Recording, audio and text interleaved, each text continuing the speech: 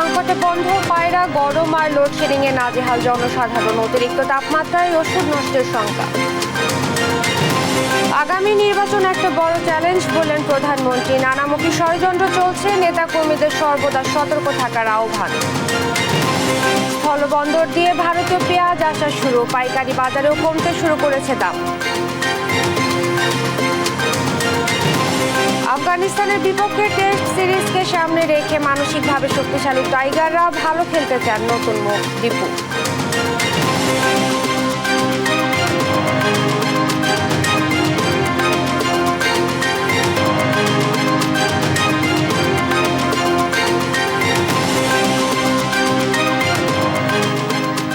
শুভেচ্ছা, আমন্ত্রণ সংবাদ সকালে। বলছিলাম সংবাদ শিরোনাম, সঙ্গে আছি আমি ইশরাত জাহান মনি। শুরুতেই বিস্তারিত। তীব্র দাবদাহ আরও এক সপ্তাহ চলবে। জুন মাস জুড়েই থাকবে গরমের আধিক্য বলছে আবহাওয়া অফিস। এর মাঝে আছে লোডশেডিং। দিনে কিংবা রাতে নিয়ম করে চলছে বিদ্যুতের আসা যাওয়া। তারপরও কয়লা সংকটে সোমবার বন্ধ হয়ে গেছে দেশের বৃহত্তম তাপ বিদ্যুৎ কেন্দ্র পায়রার উৎপাদন। পাওয়ার সেলের মহাপরিচালক বলছেন আরও 2 সপ্তাহ 24 ঘন্টায় লোডশেডিং এর কবলে থাকবে সারা দেশ। আতিয়া আনোয়ার অন্তুর রিপোর্ট। সকাল, দুপুর, বিকেল কিংবা সন্ধ্যা, সাধারণ মানুষের এখন 24 ঘন্টার প্রায় অর্ধেক সময় ভরসা হাত পাখা কিংবা চার্জার ফ্যান। গ্রামের অবস্থা আরও ভয়াবহ। কোথাও কোথাও 24 ঘন্টায় 16 থেকে 18 ঘন্টায় থাকছে না বিদ্যুৎ। এতে একদিকে দুর্বিষহ হয়ে উঠেছে নগর জীবন, অন্যদিকে শিল্প, কৃষি ও কলকারখানায় ক্ষতির মুখে পড়েছে উৎপাদন। বর্তমানে বাংলাদেশের প্রতিদিন গড় বিদ্যুতের চাহিদা 16 থেকে প্রায় 16,500 মেগাওয়াট, যার বিপরীতে বিদ্যুৎ উৎপাদন হচ্ছে 13 থেকে 13,500 মেগাওয়াট। সক্ষমতা থাকলেও দেশে গ্যাস ও কয়লার সংকটে বিদ্যুৎ উৎপাদন সক্ষমতার প্রায় অর্ধেকের কিছুটা বেশি কাজে লাগানো যাচ্ছে। আর 1320 মেগাওয়াট ক্ষমতা সম্পূর্ণ দেশের বৃহত্তম তাপবিদ্যুৎ কেন্দ্র পায়রা বন্ধ হয়েছে সোমবার দুপুরে। পাওয়ার সেলের মহাপরিচালক জানান, তীব্র তাপদাহের কারণে স্বাভাবিক সময়ের চেয়ে বিদ্যুতের চাহিদা বেড়েছে প্রায় 2,500 মেগাওয়াট। জ্বালানি সংকট থাকায় আগামী 12 জুন পর্যন্ত লোডশেডিং 24 ঘন্টায় অব্যাহত থাকবে বলেও জানান তিনি। উৎপাদন সক্ষমতা থাকা সত্ত্বেও আমরা আমাদের যে চাহিদা পূরণ করতে পারছি না, কারণ জ্বালানির অভাবে, এবং সেই জ্বালানি কিনতে যে আমাদের বৈদেশিক এলসি ওপেন করতে বৈদেশিক মুদ্রা লাগে, সেটা যোগান দিতে গিয়ে আমাদেরকে কিছুটা কষ্ট পেতে হয়েছে, ব্যাক পেতে হয়েছে, দেরি করতে হয়েছে। ফলে কিন্তু আজকে যেটা সবচেয়ে বেশি আলোচিত, যে পায়রা আজকে বন্ধ হয়ে গিয়েছে, সেই পায়রার কয়লাও সেভাবে আমরা সংগ্রহ করতে পারি নাই। মাননীয় প্রতিমন্ত্রী আমাদেরকে নিয়ে বসেছে, আমরা পুরো বিষয়টা বিশ্লেষণ করেছি যে আজকে থেকে 12 তারিখ পর্যন্ত একটা পর্যায়ে আমাদের যাবে, যেটা বর্তমান অবস্থায় হয়তো বিরাজ করবে। জ্বালানি বিশেষজ্ঞদের মত, এই সংকট সহজে কাটিয়ে ওঠা সম্ভব হবে না। কয়লা আমদানিতে সময় লাগবে 1 মাস। এর মাঝে বকেয়া রয়েছে বিদ্যুৎ কেন্দ্রগুলোর ক্যাপাসিটি চার্জ। ফলে চলমান সংকট হতে পারে দীর্ঘায়িত। এটা চলতে থাকবে। এই ডলার যতদিন আপনার ডলার সমস্যাটা এভাবে থাকবে, ততদিন এই সাপ্লাই চেইনে এই ডিসরাপশনটা হবে।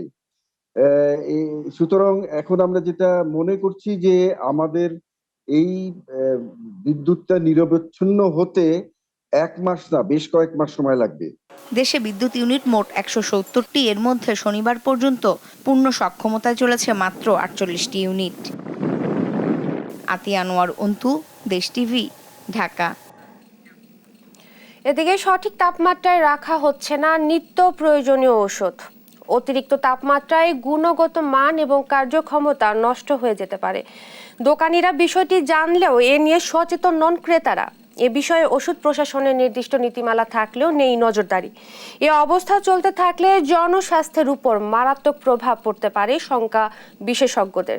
বিস্তারিত হাসান মাহমুদের রিপোর্টে। রাজন নামের এই ব্যাংক কর্মকর্তা কয়েক দোকান ঘুরে ওষুধ কিনলেন।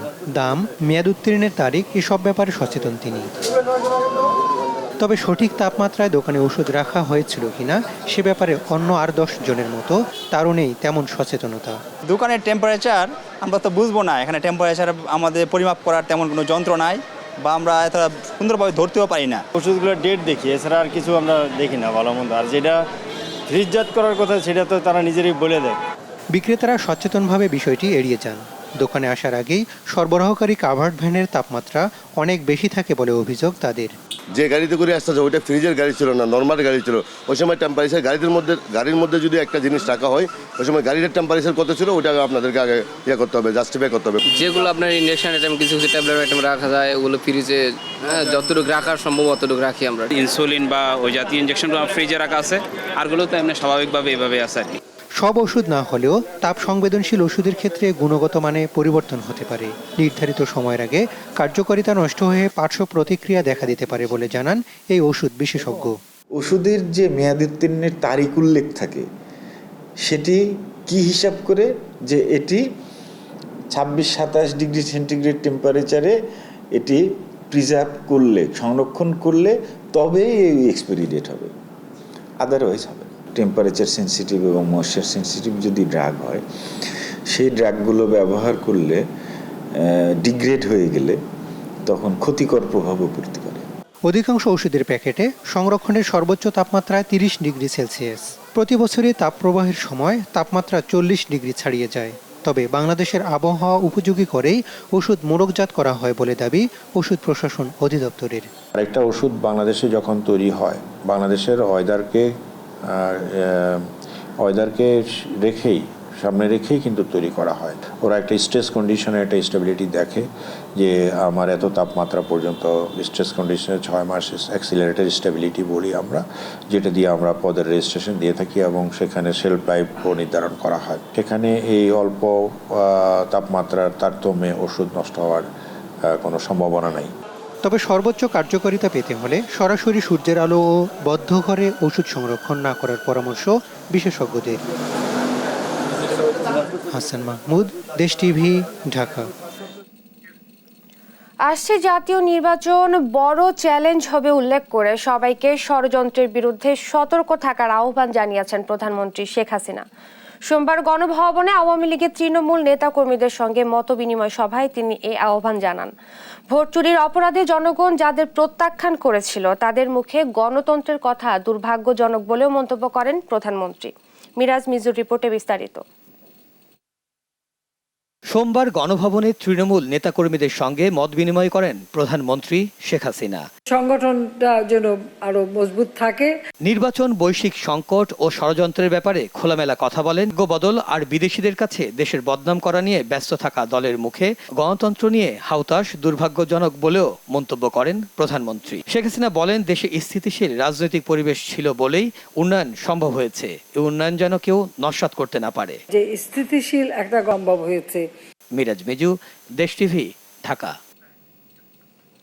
বিদেশি রাষ্ট্রদূতরা দায়িত্বের বাইরে গিয়ে কিছু করলে বা সীমা লঙ্ঘন করলে ব্যবস্থা নেওয়া হবে, এমন মন্তব্য করেছেন পররাষ্ট্র প্রতিমন্ত্রী শাহরিয়ার আলম। সোমবার পররাষ্ট্র মন্ত্রণালয়ে সাংবাদিকদের এক প্রশ্নের জবাবে মন্ত্রী এই কথা বলেন। এ সময় 6 মার্কিন কংগ্রেসম্যানের চিঠি এবং ভারতের নতুন পার্লামেন্ট ভবনে অখণ্ড ভারতের মানচিত্রের মুরাল নিয়েও কথা বলেন পররাষ্ট্র প্রতিমন্ত্রী। নির্বাচন যত ঘনিয়ে আসবে এই ধরনের অ্যাক্টিভিটিস অনেক বাড়বে, বাট কনস্ট্রাকটিভলি আমরা যেটা বলেছি যে we will reach out to all these members. শুধু তাই নয়, এসব রিজন নিয়ে যাদের আগ্রহ আছে বা যে বিষয়গুলির অবতারণা করা হয়েছে যাদের আগ্রহ আছে, এই বিষয়গুলো আমরা সকলকেই আমাদের অবস্থান জানাবো। এটি অশোকান এম্পায়ার, মায়ুরা বলে জানে এই অঞ্চলের মানুষ, এবং সেটি হলো যীশু খ্রিস্টের জন্মের 300 বছর আগের সেই সময়ের যে এই অঞ্চলটি ছিল তার একটি ম্যাপ, এবং সেখানে এটা মুরাল, এবং এই মুরালে ডেপিক্ট করা হয়েছে জার্নি বিভিন্ন সময়ের। তো এটা অতীতের যেটাতে কালচারাল সিমিলারিটি থাকতে পারে বা অন্য কিছু থাকতে পারে। রাজশাহী মেডিকেল বিশ্ববিদ্যালয়ের লিয়াজো প্রোটোকল অফিসার এবং উপাচার্যের ব্যক্তিগত সচিব ইসমাইল হোসেন। গুরুত্বপূর্ণ এই পদটি অপব্যবহার করে তিনি নার্সিং ও মেডিকেল কলেজ থেকে লাখ লাখ টাকা বাগিয়ে নিচ্ছেন। কিন্তু তিনি শিক্ষাগত যোগ্যতার যে সনদ দিয়ে এই চাকরি নিয়েছেন সেই সনদটি জাল। এ অবস্থায় তদন্ত করে তার বিরুদ্ধে আইনি ব্যবস্থা নেয়ার দাবি উঠেছে। রাজশাহী থেকে কাজী শাহেদের প্রতিবেদন। ইসমাইল হোসেন রাজশাহী মেডিকেল বিশ্ববিদ্যালয়ের লিয়াজো ও প্রোটোকল অফিসার এবং উপাচার্যের ব্যক্তিগত সচিব। পদোন্নতি পেতে তিনি স্ট্যামফোর্ড বিশ্ববিদ্যালয়ের বিবিএ সনদ ব্যবহার করেন।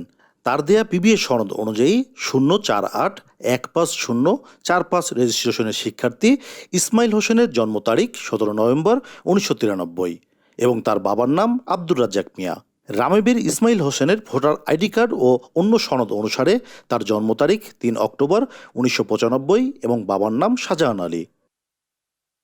স্ট্যামফোর্ড বিশ্ববিদ্যালয় থেকে বিবিএ সনদটি যাচাই করে তথ্য মিলেছে রামেবীর ইসমাইল হোসেন তাদের ছাত্র ছিলেন না। ওই সনদটি ঢাকার ওয়ারির ইসমাইল হোসেনের। ভেরিফাই করে আমার সন্দেহ হয়, কারণ সার্টিফিকেট যে এটা গেট আপটা এটা সন্দেহজনক মনে হয়েছে আমাদের এক জেনুইন স্টুডেন্ট আছে ইসমাইল হোসেন, তার সাথে এই স্টুডেন্টের ফাদার্স নেম একটা মিল পায় না। সার্টিফিকেট জালিয়াতির অভিযোগ পেয়েছেন দাবি করে রামেবীর উপাচার্য বলছেন, তদন্তের জন্য তারা স্ট্যামফোর্ড বিশ্ববিদ্যালয়কে লিখেছেন, সেখান থেকে প্রতিবেদন পাওয়ার পর ব্যবস্থা নেবেন। আমরা সংশ্লিষ্ট ইউনিভার্সিটির কাছে আমরা লিখছি, ভার্বালি কথা বলছি, এবং তারা এই ঈদের ছুটিতে অনেকদিন বন্ধ ছিল, 8 তারিখে ওদের অফিস খুলছে। আবার ওদেরও একটা সমস্যা ছিল যে ওই ছেলেটা যেই ক্যাম্পাসে পড়াশোনা করছে সেই ক্যাম্পাসটা বন্ধ হয়ে গেছে। হ্যাঁ, যার ফলে যে নতুন ক্যাম্পাসটা, ওই ক্যাম্পাসে এরা সঠিকভাবে বলতে পারতেছে না যে ওই কাগজগুলো আসলে কোথায় আছে। তো ওরা শীঘ্রই আমাদের এটা দিবে, আমাদের আইনানুগ যে ব্যবস্থা সেটাই আমরা নিচ্ছি। সনদ জালিয়াতি করে পদোন্নতি ও গুরুত্বপূর্ণ একাধিক পদের দায়িত্বে থাকায় তদন্ত করে তার বিরুদ্ধে আইনি ব্যবস্থা নেয়ার দাবি উঠেছে। এই প্রতারকের বিরুদ্ধে সংশ্লিষ্ট কর্তৃপক্ষ, বিশেষ করে প্রতিষ্ঠান যদি নিয়মিত মামলা, যে প্রচলিত আইনে যদি তার বিরুদ্ধে যদি মামলা না করে, এটা কিন্তু প্রতারককে বরং একটা সুযোগ তৈরি করে দেওয়া হয় তাকে বাঁচিয়ে দেওয়ার। আমি মনে করি যে এই জায়গায় সংশ্লিষ্ট প্রতিষ্ঠানের কঠোর থেকে কঠোর শাস্তি দেওয়ার জন্য প্রচলিত আইনে মামলা করা দরকার। স্ট্যামফোর্ড বিশ্ববিদ্যালয়ের বিবিএর ভুয়া সনদ দিয়ে রাজশাহী বিশ্ববিদ্যালয়ের ফিনান্স বিভাগ থেকে সান্ধ্য কোর্সে MBA করেন ইসমাইল হোসেন। এ বিষয়ে ক্যামেরায় তিনি কথা বলতে চাননি, তবে খুদে বার্তায় রাজশাহী মেডিকেল বিশ্ববিদ্যালয় কর্তৃপক্ষের সঙ্গে কথা বলতে বলেন। কাজী শাহেদ, দেশ টিভি, রাজশাহী। এবারে দেশ টিভির নিয়মিত আয়োজন জনদুর্ভোগ।